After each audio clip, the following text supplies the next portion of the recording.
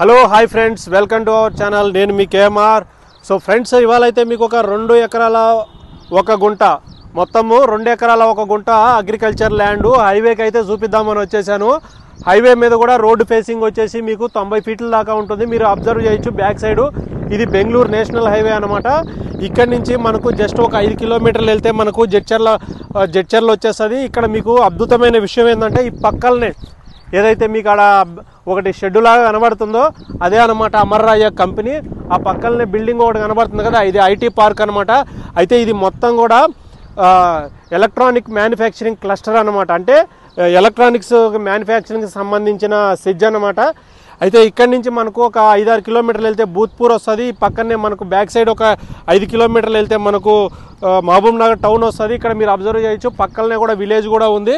So ఇది highlight bit అనమాట. ఇక్కడ మీరు అబ్జర్వ్ చేయొచ్చు, మొత్తం ఫెన్సింగ్ వేసుకొని ఈ రోడ్ ఏదైతే ఉందో ఆ చివరి వరకు ఆడ మీకు ఏదైతే పెద్ద చెట్లు కనబడుతున్నాయో ఈ ఫెన్సింగ్ కనబడుతున్నంత దూరం ఇది మొత్తం కూడా చుట్టూ ఫెన్సింగ్ వేసుకొని క్లియర్గా మొత్తము మనకు ఐటీ సెజ్జుకు దగ్గరగా హైవే మీద ఉందన్నమాట.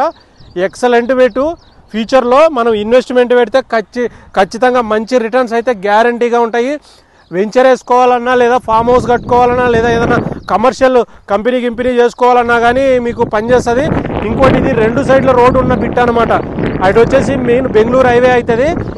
ఇది వచ్చేది దాదాపు ఒక 300 ఫీట్లు పైకే ఉంటుంది పొడవు. అయితే ఇది కూడా 33 ఫీట్ల రోడ్డు అనమాట. మొత్తం కూడా మీరు అబ్జర్వ్ చేయొచ్చు, విలేజ్కి వెళ్ళే రోడ్డు. సో మొత్తం కూడా కలుపుకొని మంచి ల్యాండ్ అయితే మనకు సేల్కి వచ్చేసింది.